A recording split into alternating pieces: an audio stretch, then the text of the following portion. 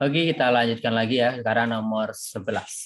Nah, di sini adalah perbedaan bahasa kedua kutipan teks. Ini gampang nih, kita tinggal baca antara teks 1 dan teks 2 itu udah pasti berbeda. Jadi kita lihat aja teks 1 ini pakai apa, teks 2 pasti kebalikannya. Sekarang coba kita baca satu persatu. Pasar Beringharjo banyak dikunjungi para pembeli dari berbagai kota. Di sana tersedia beberapa jenis dagangan, pakaian, rempah-rempah, sayuran, dan buah-buahan. Harga barang-barang di pasar ini cukup miring. Di samping itu, barang-barang dapat dibeli secara eceran maupun grosir. Nah, kalau melihat bahasanya, ini bahasanya bahasa resmi. Coba kita lihat apakah betul di teks 2 ini bahasanya tidak resmi. Kuliner dari Jambi memang terkenal lezat lantaran selalu mementingkan bumbu dan menggunakan berbagai rempah-rempah dalam pengolahannya. Untuk Anda yang tinggal di luar Jambi, ada beberapa kuliner khas Jambi yang Anda perlu nyoba. Nih, nyoba. Kata nyoba, lantaran, ini adalah kata-kata nempat. Jadi nyoba ini kan harusnya kan mencoba.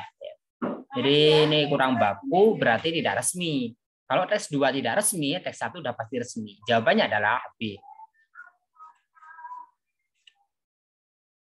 Sekarang nomor 12. Perbedaan pola penyajian kedua teks. Sama ya. Teks 1 dan teks 2 sudah pasti berbeda.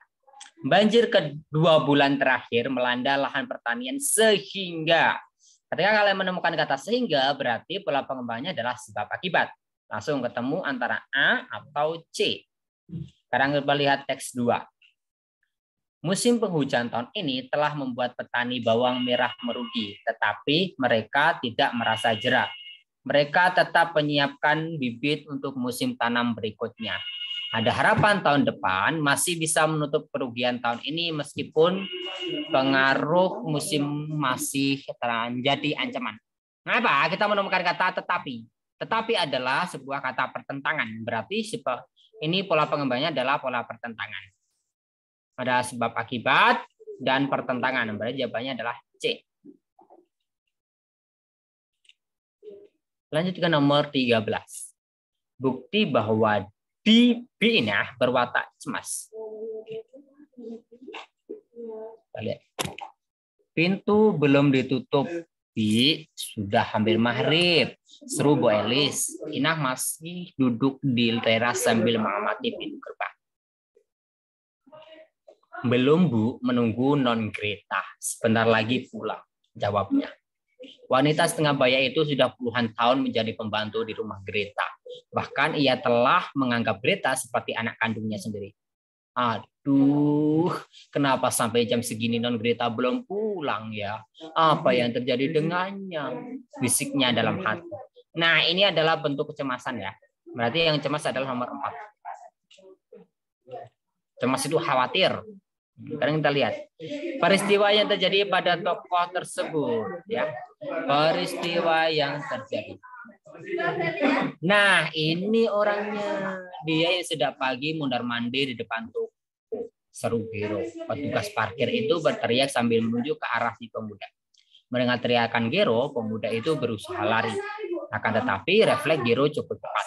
Kakinya telah mengalami pemuda itu sehingga pemuda itu jatuh tersungkur. Dengan sigap, Gero mengikat tangan pemuda itu dengan ikat pinggangnya. Ternyata benar, di kantong pemuda itu ditemukan HP. Baru hasil aksinya, warga sekitar toko mulai berdatangan untuk melihat kejadian ini. Oh, itu Bendot. Sudah langganan dia, kata salah satu dari mereka. Nah, apa yang terjadi di sini? Yang terjadi adalah si Bendot ini ditangkap oleh petugas parkir. Ini ya, petugas parkir. Petugas parkir namanya Giro. Jawabannya adalah C. Nomor 15. Alasan Sasongko meronta-ronta melipas dekapan satpam. Petugas kesehatan sudah mulai memvaksin pamong desa sesuai urutan. Berikutnya Bapak Sasongko, silakan manggil petugas. Bapak Sasongko, seru petugas mengulanginya. Hingga 3 kali petugas memanggil, tetapi Sasongko belum juga memenuhinya. Mereka yang sudah berada di ruangan itu saling menengok mencari-cari Sasongko. Ternyata Sasongko masih berdiri mematung di depan toilet. Sempat terjadi keributan kecil dengan satpam. Seperti memapah anak kecil, Satpam akhirnya berhasil membawa Sasongko menghadap petugas. Wajah Sasongko sangat pucat. Ia tidak mau menatap petugas, bahkan meronta-ronta berusaha melepas dekapan petugas Satpam. Semua pamong tertawa terbahak-bahak. Nah, apa alasannya? Ini ada di sini sebenarnya. Si Sasongko ini kan wajahnya pusat, dia tidak mau menatap petugas, bahkan meronta-ronta. Nah, apa yang terjadi? Yang terjadi, si Sasongko ini takut divaksin oleh petugas, ya karena takut akhirnya dia kan lari itu di depan toilet. Kemudian ketika dibawa, wajahnya pucat, terus dia meronta-ronta pengen lari gitu loh. Jawabannya C ya. Nomor 16. Latar suasana kutipan cerpen. Oke, suasana itu adalah gimana kejadiannya itu. Latarnya seperti apa? Apa ya? Ya bisa pagi, bukan bisa menegangkan, bisa apa, mencekam, menyedihkan. Apa yang terasa kita dari sini. Bertubi-tubi peristiwa naas itu terjadi pada keluarga Cleo. Virus itu telah mengakibatkan usaha dagang ayahnya bangkrut. Utang telah melilit keluarganya. Tak kuasa menanggung beban, ayah Cleo pun jatuh sakit. Hanya 2 minggu sakit, ayahnya pun meninggal dunia. Kini adiknya juga terpapar virus. Nah, apa yang terjadi? Bagaimana suasana di sini? Yang jelas adalah menyedihkan. Kenapa menyedihkan? Karena kan ada peristiwa naas yang bertubi-tubi. Ada kematian dari keluarga Vivian. Kan? Ayah mati, kan keluarga ini. Bahkan ayahnya begitu sakit, 2 minggu mati. Kini adiknya juga terlalu virus. Berarti kan sedih banget ya. Jadi keluarganya si Cleo ini bertubi-tubi berkali-kali mendapat peristiwa yang naas. Itu menyedihkan, bukan mencekam. Kalau mencekam itu menakutkan gitu, seperti hantu atau peristiwa-peristiwa horor gitu. Menegangkan juga mungkin peristiwa perampokan, membingungkan ya bingung gitu, membuat kita bingung. Nah, sekarang nomor 17. Cara pengarang menggambarkan watak tokoh fikih yang cerdas. Nah, cara penggambaran watak tokoh itu ada banyaknya, ada penjelasan langsung, ini ada di narasi, reaksi tokoh lain ini ada di narasi, perbuatan tokoh ada di narasi, sikap tokoh juga ada di narasi. Nah, berarti ini semua ada di narasi. Nah, karena di sini semua narasi. Nah, bagaimana? Vicky tergolong anak yang cerdas di kelasnya. Nah, dengan penyebutan langsung seperti ini, berarti namanya penjelasan langsung oleh pengarang. Kalau reaksi tokoh lain itu nanti ya si tokoh lain akan merasa, wih, cerdas juga nih Vicky. Nah, itu bisa reaksi tokoh. Kemudian perbuatan tokoh adalah aksi tokoh ya. Jadi tokoh bagaimana tokoh bertindak di dalam cerita itu bisa menunjukkan wataknya. Nah, itu namanya melalui perbuatan tokoh. Sikap sama. Kemudian kutipan teks tersebut merupakan tahapan alur bagian apa? Nah, tahapan alur itu ya ada pengenalan, kemudian ada menuju konflik, peluraian, penyelesaian. Gampangnya kan gitu. Atau menurun, atau penyelesaian, klimaks, kumitan. Nah, ini kan sudah urus sebenarnya. Ini sebelum apa namanya? Jadi sebelum ini masih ada pengenalan, rumitan, klimaks, penurunan, penyelesaian. Nah, ini bagian apa? Sekarang kita coba baca. Billy baru saja diintegrasi warga karena ketahuan mengambil beberapa roti di toko Galih. Ia menangis dan meminta maaf kepada Galih. Tetapi beberapa sambaran tangan warga telah membuat wajahnya memar. Untung Galih segera mengambil tindakan pengamanan. Ia tidak tega meskipun anak itu telah mencuri. Tiba-tiba Galih sangat terkejut. Ada bulatan hitam di tengkuk Billy. Ia teringat pesan neneknya bahwa saudara kembarnya yang telah lama hilang punya tanda seperti itu. Galih makin merasa iba. Ada rasa kuat yang mendorongnya untuk memastikan apakah ia saudara kembarnya ataukah suatu kebetulan. Suasana jadi berubah setelah diketahui Billy memang saudara Galih. Nah, berarti apa? Di sini kan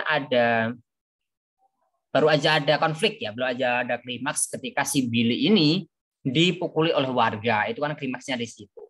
Nah, tetapi di sini peristiwa yang terjadi adalah ketika Galih ini sudah mengetahui melihat tanda lahir punya Billy, kemudian dia mulai teringat pesan neneknya.